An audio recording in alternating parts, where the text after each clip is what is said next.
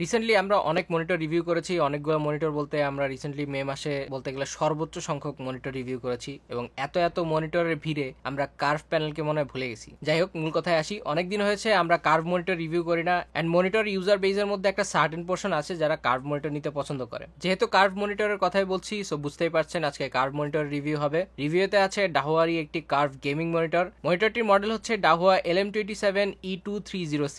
এই মনিটরটা একটা 27 ইঞ্চি 1080p এর একটা VA কার্ভ মনিটর, যার রিফ্রেশ রেট হচ্ছে 180 হার্টজ। স্পোর্টস এবং গেমিং ভাইবের সাথে আসা এই মনিটরটা কিরকম অফার করছে এবং কি ধরনের প্রেজেন্স রাখছে মনিটর মার্কেটে, সেটা নিয়ে আজকে কথা বলবো। রিভিউতে আছি আমি অনন্য জামান, ফিরছি ইন্টার করে। আপনারা দেখছেন মনিটর বিল্ডার বাংলাদেশ।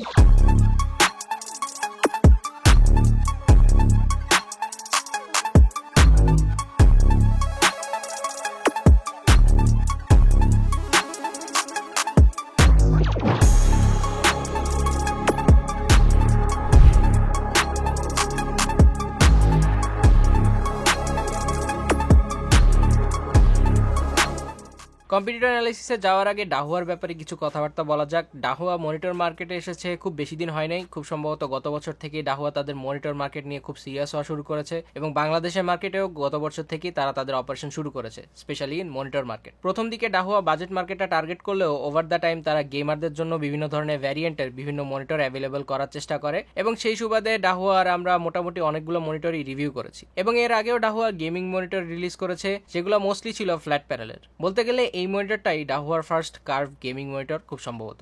ডাহুয়ার বাংলাদেশের অফিসিয়াল ডিস্ট্রিবিউটর হচ্ছে CSI, তাদের কাছ থেকে এই মনিটরগুলো পাবেন বা রিটেলারদের কাছেও এই মনিটরগুলো পাবেন এবং এই মনিটরগুলোর সাথে রয়েছে 3 ইয়ার ওয়ারেন্টি সাপোর্ট। কম্পিটিটর অ্যানালাইসিসে যাবার আগে আবারও বলে নিই, রিটেলে এই মনিটরটার দাম 26,500 টাকা বা এর আশেপাশে হতে পারে। এবার আসা যাক কম্পিটিটর অ্যানালাইসিস। কম্পিটিটর অ্যানালাইসিসে বলতে গেলে 25,000 টাকা থেকে 30,000 টাকার প্রাইস রেঞ্জে কার্ভ FHD VA 27 ইঞ্চি বা 25 ইঞ্চি এই ধরনের যে মনিটরগুলো রয়েছে, সেগুলো এক সময় অনেক পাওয়া গেলেও এখন খুবই কমই পাওয়া যায়। মোস্টলি এই মার্কেটটা IPS প্যানেল দিয়ে ভর্তি এবং সবগুলাই flat panel. So curve panel এক সময় পাওয়া গেলেও এখন এই কার্ভ প্যানেলের যে অ্যাভেলেবিলিটি সেটা একটু কম বলা যায়। কার্ভ এবং VA প্যানেলের হিসাবে এই প্রাইস রেঞ্জে একটা মনিটরই অ্যাভেলেবল, সেটা হচ্ছে গিগাবাইটের তরফ থেকে এবং মনিটরটার মডেল হচ্ছে গিগাবাইট GS27FC, যেটা কিনা একটা 27 ইঞ্চের ফুল HD 180 হার্টজের কার্ভ গেমিং মনিটর, যেটার দাম 26,500 টাকা। এর বাইরে আপাতত তেমন কোনো কার্ভ মনিটর মার্কেটে নেই, থাকলেও হয়তো বা লিস্টিং আপডেট হতে পারে, বাট আপাতত তেমন কোনো কার্ভ মনিটর আমরা দেখছি না। যাই হোক, মনিটরটার ব্যাপারে এবার কথাবার্তা বলা যাক। প্রথমে আনবক্সিং। এই মনিটরটার আনবক্সিং কিছুটা ইন্টারেস্টিং ছিল। আনবক্স করতে গেলে আমরা দেখতে পাবো একটি ডিসপ্লে পোর্ট কেবল, মনিটর স্ট্যান্ড, একটি অ্যাডাপ্টার যেটা মনিটরকে পাওয়ার দিবে। এরপর থাকছে বুমেরাং সদৃশ একটি বড় মেটাল আকারের বেস প্লেট, যেটা অনেকটা মুরগির ঠ্যাঙের মতোও দেখতে। এছাড়াও থাকছে ম্যানুয়াল অ্যান্ড ডাউনলোডস এর জন্য QR কোড, এর সাথে থাকছে ম্যানুয়াল পেপারসও। যাই হোক, এরপরে থাকছে energy saving sticker, VESA mount screw, cable ম্যানেজমেন্টের জন্য ক্লিপ এবং সর্বশেষে থাকছে মনিটর প্যানেলটি। অ্যাসেম্বলি একদমই টুললেস ছিল না। প্রথমে বেস প্লেটটাকে স্ট্যান্ডের সাথে কানেক্ট করার জন্য বক্সের সাথে আসা দুইটি স্ক্রুর মাধ্যমে কানেক্ট করতে হবে। এরপরে স্ট্যান্ডটিকে মনিটর বরাবর অ্যালাইন করে এর ভিতরের দিকে প্রেস করলেই অ্যাসেম্বল প্রসেসটা কমপ্লিট হবে। মনিটরটির পিছনের ফ্রেমটা মেটাল বিল্ডার এবং other parts plastic builder. Plastic build হলেও এর বিল্ড কোয়ালিটি যথেষ্ট মজবুত ছিল। মনিটরটার পেছনে ইউনিক টেক্সচার টাইপ দেওয়া আছে এবং ডানে বড় করে লেখা excellence is not worth meaning, I must achieve perfection. যদিও গেমিং মনিটরের সাথে এই লেখাটার আসল মিনিং কি সেটা আমরা ইনভেস্টিগেশন করার পরেও তেমন কোনো তথ্য খুঁজে পাইনি। বামে রয়েছে একটি পশ ফিচার, যাতে দেওয়া আছে হেডসেট রাখার জন্য একটি স্ট্যান্ড। মূলত এটা একটা ভালো ইমপ্লিমেন্টেশন বলা চলে। অনেকে গেমিং হেডসেট আলাদা করে রাখার জন্য স্ট্যান্ড লোকেশন খুঁজে থাকেন, অনেকে মনিটরের উপরে এই গেমিং হেডসেটটা ঝুলায় রাখেন, তাদের জন্য এটা হতে পারে একটা ভালো অপশন। মনিটরটার পিছনে নিচেই রয়েছে বড় এয়ার ভেন্টস। মনিটরটি ভেসা কম্পেটিবল, যেটা সাইজ হচ্ছে 75x75 মিলিমিটার। এখানে আইও পোর্টস হিসেবে রয়েছে দুইটি HDMI 1.4, একটি ডিসপ্লে পোর্ট 1.2, একটি অডিও আউটপুট। মনিটরটার একদম নিচে সেন্টার দিকে রয়েছে OSD কন্ট্রোল করার জন্য বাটনস এবং এর সাথেই রয়েছে ইন্ডিকেটর লাইট। মনিটরটা স্ট্যান্ড এন্ড বেস প্লেট মেটালের। স্ট্যান্ডের দুই কোণের দুই দিকে রয়েছে রাবার প্যাড, যাতে মনিটরটা স্টেবল থাকে। এবার আসা যাক মনিটরের সামনের দিকে।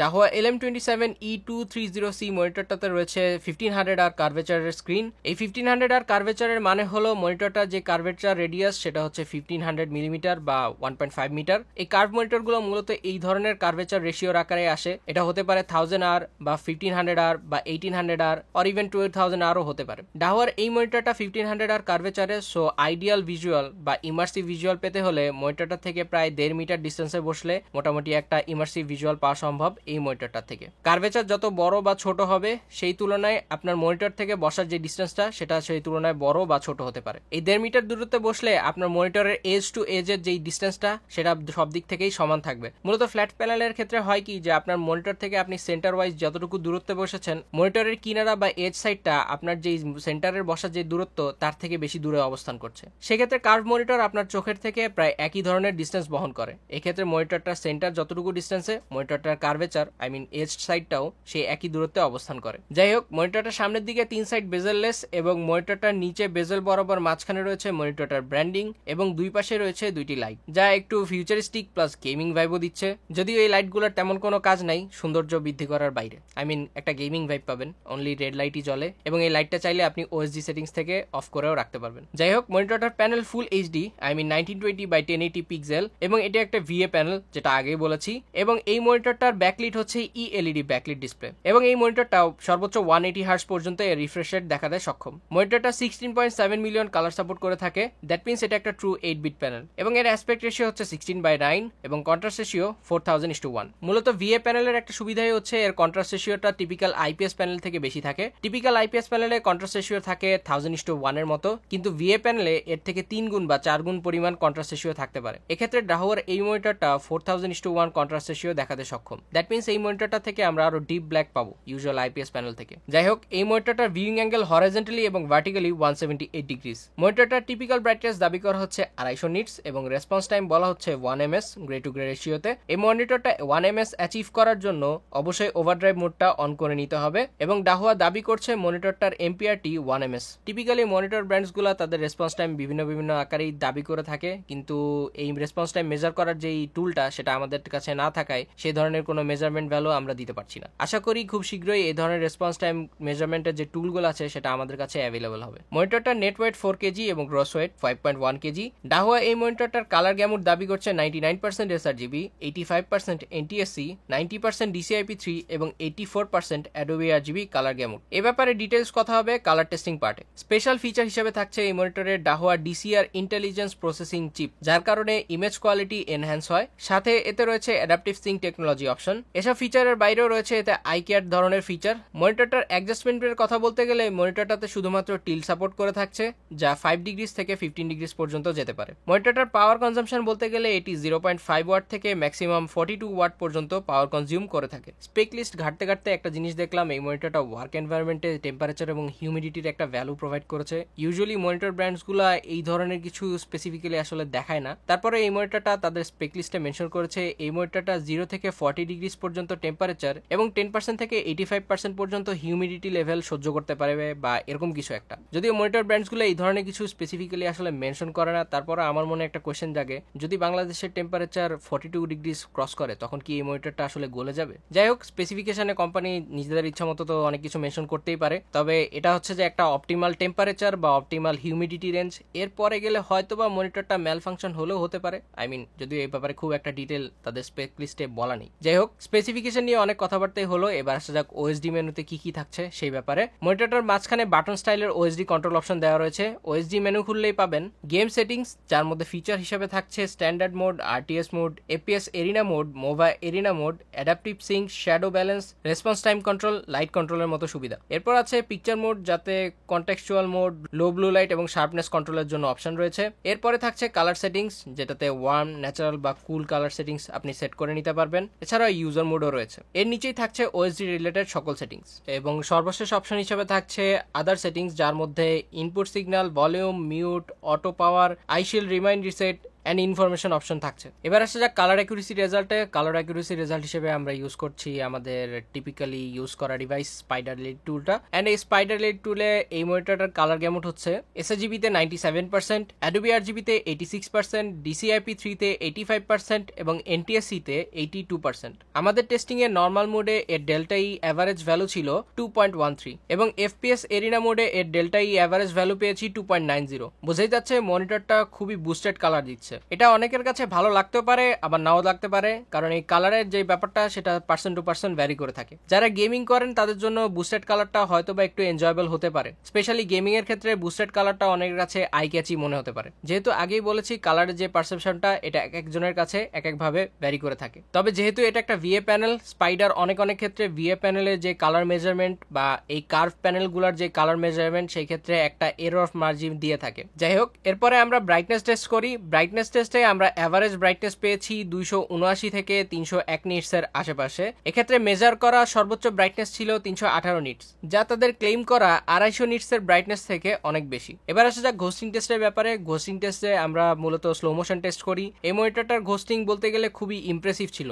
ঘোস্টিং খুবই কম ছিল এবং ঘোস্টিং এর যে রেজাল্টটা সেটা খুবই ইমপ্রেসিভ ছিল। সোফার কার্ভ গেমিং মনিটর হিসেবে এই মনিটরটা যথেষ্ট ভালো আকারের পারফরমেন্স করেছে, যদিও ভিএ প্যানেলগুলা ওয়েল নোন তাদের স্লো রেসপন্স টাইমের ব্যাপারে। এক্ষেত্রে বলতে হয় যে আইপিএস টিএন এবং ভিএ এই ধরনের যে মনিটর প্যানেলগুলো রয়েছে তার মধ্যে সবচেয়ে বেশি স্লোয়েস্ট রেসপন্স টাইম ধরা হয় ভিএ প্যানেলকে। আইপিএস প্যানেল এখন যথেষ্ট ফাস্টেস্ট টিপিক্যালি যেই রেসপন্স টাইমের কথাবার্তা বলতে গেলে। আইপিএস প্যানেল প্রথম দিকে স্লোয়েস্ট হলেও over the time IPS panel এখন যথেষ্ট ফাস্ট হয়ে গেছে। ডাহুয়ার এই মনিটরটা ভিএ প্যানেলের হিসেবে যতটুকু আমরা মনে করছিলাম এতে ঘোস্টিং থাকবে এবং ভালো আকারের ঘোস্টিং থাকবে, সেই তুলনায় এই মনিটরটা যথেষ্ট ভালো আকারের পারফরমেন্সই দিতে পেরেছে। সেই হিসাবে বলতে হয় ই স্পোর্টস গেমিং এর জন্য এই মনিটরটা যথেষ্ট আইডিয়াল এবং ডাহুয়া এই মনিটরটাকে টার্গেট করছে মূলত ই স্পোর্টস গেমারদের জন্যই। তবে ঘোস্টিং কম হলেও এই ঘোস্টিং এর লেভেলটা যখন ডার্ক এনভায়রনমেন্টে হয় তখন একটু ভালো মতো বোঝা যায়, যেটা আপনারা স্লো মোশন ভিডিও এর টপ লেয়ারে দেখলেই বুঝতে পারবেন। এছাড়াও আমরা এই মনিটরটাতে ব্লিড টেস্ট করেছি। এই মনিটরটাতে তেমন কোনো ব্যাকলাইট ব্লিড পাইনি, তবে কিছু কিছু জায়গায় সামান্য গ্লো ছিল,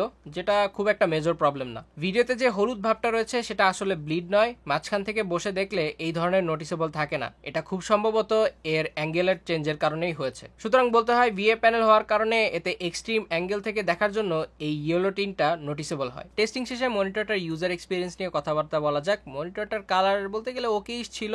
গেমিং এর ক্ষেত্রে এই ধরনের বুস্টেড কালার সামহাট এনজয়েবল বলা চলে। প্লাস মনিটরটা যদি একদম সেন্টারে আইডিয়াল ওয়েতে বসা যায় সেই ক্ষেত্রে একটা ইমার্সিভ এক্সপিরিয়েন্স পাওয়া সম্ভব, যদিও 1500 আর খুব একটা বেশি না, বাট মোটামুটি চলে আর কি। 27 ইঞ্চ হিসাবে এটার সাইজও ওকেইজ বলা চলে। অনেকে হয়তো বা 1080p 27 ইঞ্চটা নিতে নাও পারেন, স্পেশালি আপনি যদি এর আগে হায়ার রেজুলেশনের মনিটর এক্সপিরিয়েন্স করে থাকেন সেই ক্ষেত্রে। তবে যেহেতু এটা একটা ভিএ প্যানেল, সো একটা ওয়াশড আউট টাইপের কালার আপনি এতে পাবেন, সেটা আপনি ফিলও করতে পারবেন। ভিএ প্যানেলের এটা একটা ফিজিক্যাল প্রপার্টি বলা চলে, সেই হিসাবে ওয়াশড আউট কালার পাওয়াটা খুবই ওকেইজ বলা চলে এই ক্ষেত্রে। 1080p 27 ইঞ্চ হওয়াতে স্ট্রেচ আউট থাকে, যেটার কারণে এপিএস গেমগুলোতে হেডশট কিংবা এনিমি স্পটিং খুবই ইজি হয়ে যায়। যাই হোক, এবার আসা যাক মনিটরের প্রোজ এন্ড কনস এর ব্যাপারে। মনিটরের প্রোজ এন্ড কনস এর ব্যাপারে প্রথমে বলতে হয় এই মনিটরটার যেই 180 হার্জ রিফ্রেশ রেট এবং জিরো ঘোস্টিং বললে এতে ভুল হবে না, যথেষ্ট কম পরিমাণের ঘোস্টিং দেখিয়েছে এই মনিটরটা, যেটা ভিএ প্যানেল হিসেবে যথেষ্ট ইমপ্রেসিভ ছিল। এছাড়াও ভিএ প্যানেল হওয়াতে এই মনিটরটা যে ব্ল্যাক লেভেল সেটাও যথেষ্ট ইমপ্রেসিভ ছিল, যেহেতু এটার কন্ট্রাস্ট রেশিও 4000:1।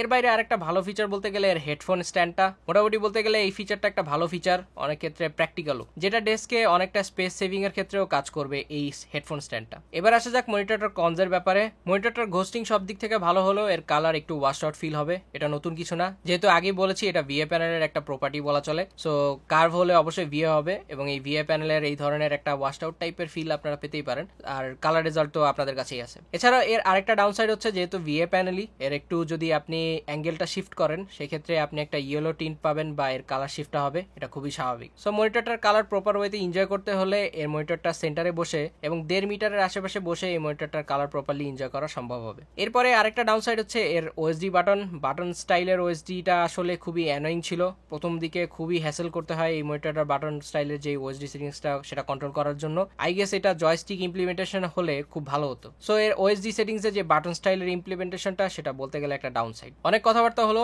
এই মনিটরটা যথেষ্ট কম মানের ঘোস্টিং দিয়েছে। ভিএ প্যানেল হিসেবে এই মনিটরটা যথেষ্ট ইমপ্রেসিভ ছিল এবং ডাহুয়া এটাকে মার্কেট করার চেষ্টা করছে ই স্পোর্টস মনিটর হিসেবে, যদিও ই স্পোর্টস প্লেয়াররা মোস্টলি ফ্ল্যাট প্যানেলগুলোই পছন্দ করে থাকে তাদের গো টু অপশন হিসেবে, এবং খুব কম গেমারই রয়েছে যারা ই স্পোর্টস প্লাস কার্ভ মনিটর নিয়ে মাথা ব্যথা করে। আছে একটা সার্টেন পোর্শন অপশন আছে যারা কার্ভ মনিটর পছন্দ করে থাকে, তাদের জন্য এটা হতে পারে একটা ভালো অপশন। তবে এই ক্ষেত্রে আপনার কালারটাকে অবশ্যই স্যাক্রিফাইস করতে হবে। অনেকেই আছেন ই স্পোর্টস এর সাথে কন্টেন্ট ক্রিয়েশনও একত্রে করতে চান, তাদের জন্য হয়তো বা ভিডিও এডিটিং এর কাজ বা এডিটিং টাইপের সফটওয়্যার ইউজ করার দরকার পড়তে পারে। সেই ক্ষেত্রে এই মনিটরটা অতটা ইমপ্রেসিভ না। এডিটিং টাইপের টাস্ক করতে পারবেন, কিন্তু কালার এনজয়মেন্টের যে ব্যাপারটা বা কালার অ্যাকুরেসির যে ব্যাপারটা সেটা আপনাকে অবশ্যই হারাতে হবে। তবে ওভারঅল ই স্পোর্টস মনিটর হিসেবে এটা যা সার্ভ করা সেটা যথেষ্ট ভালো ভালো ওয়েতেই সার্ভ করতে পারছে সেটা আমরা বলতেই পারি। যেহেতু ভিএ এবং আইপিএস এই মার্কেটে অনেক দিন ধরে রয়েছে এবং টিএন প্যানেলটা আসলে মনিটর মার্কেট থেকে এখন চলে গেছে বলা চলে, এখন আর টিএন প্যানেল পাওয়াই যায় না। এককালে বেনকিউ এক্সেল 2411P এই সিরিজটা খুবই পপুলার ছিল, যেটা ই স্পোর্টস সেগমেন্টের মধ্যে একটা গো টু অপশন ছিল গেমারদের মধ্যে। যারা কম্পিটিটিভ গেম খেলতো এবং সিরিয়াসলি খেলতো তারা এই স্লো রেসপন্স টাইমের জন্য টিএন প্যানেলগুলো পছন্দ করে থাকতো এবং সেই মনিটরটা ছিল বলতে গেলে জাতীয় মনিটর। কিন্তু এখন এই প্রাইস রেঞ্জের মধ্যে টিএন প্যানেল একদমই পাওয়া যায় না বলা চলে। সো এই রেঞ্জের মধ্যে আইপিএস এবং ভিএ প্যানেলই রয়েছে যারা এই মার্কেটটা এখন দখল করে নিয়েছে। যাই হোক, ই স্পোর্টস মনিটর পছন্দের ক্ষেত্রে আপনি কি ধরনের মনিটর চান সেটার ব্যাপারে কমেন্ট সেকশনে জানাতে পারেন। আর এই মনিটরটা নিবেন কি নিবেন না টোটালি আপনার উপরে। কালার রেজাল্ট, ঘোস্টিং রেজাল্ট সব তো বলাই হয়েছে। দেখা হবে পরের কোনো ভিডিওতে। টিল দেন আল্লাহ হাফেজ এন্ড আসসালামু আলাইকুম।